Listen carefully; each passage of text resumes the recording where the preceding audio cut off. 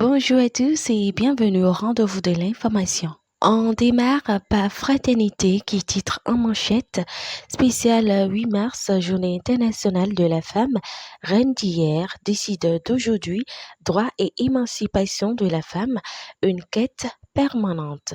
Le quotidien du service public La Nation titre en bandeau meilleure représentativité de la gente féminine au Parlement, une réforme au goût inachevé.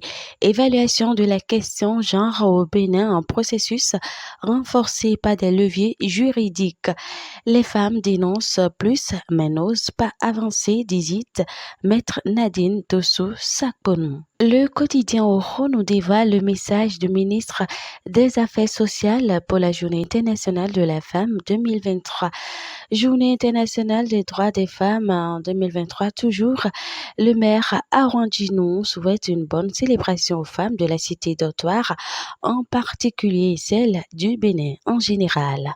Le Progrès nous apprend qu'en visite à Paris, les forces vives de la nation préoccupent Patrice Talon. Coordination de l'action du gouvernement, les instructions de Abdoulaye Biotane pour l'évolution des travaux. Célébration de la Journée internationale de la femme, lire l'intégralité du message du secrétaire général de l'ONU, les détails à lire à la page 5 de ce quotidien. Le matinal nous renseigne à propos de l'appel public à l'épargne et placement d'argent. 25 structures non agréées épinglées en 2022. Visite du chef de l'État à l'école Gobelin en France. Les étudiants béninois exposent leur projet à talent. L'affiche du jour nous informe à propos de la sécurité routière au Bénin. L'ANAT lance bientôt l'opération Zéro Moto non immatriculée en circulation. Nouvelle procédure de délivrance du certificat de résidence au Bénin, la croix et la bannière pour les populations. La boussole surgit à propos de la lutte contre la cybercriminalité et si le gouvernement changeait de stratégie. Malgouvernance à la mairie de Calavi, une KBJ de 646 millions couvre sous Arrondino.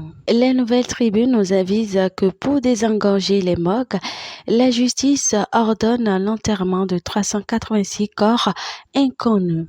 Le potentiel nous instruit à propos de l'affaire d'évasion à la prison civile de Cotonou. Le régisseur capitaine Boulay Eugène a relevé de ses fonctions et 4 autres agents de la garde pénitentiaire font l'objet d'une procédure. Pour finir, l'économiste nous informe à propos de la commercialisation de produits de boulangerie. Le pain maintenu à 125 francs au poids léger.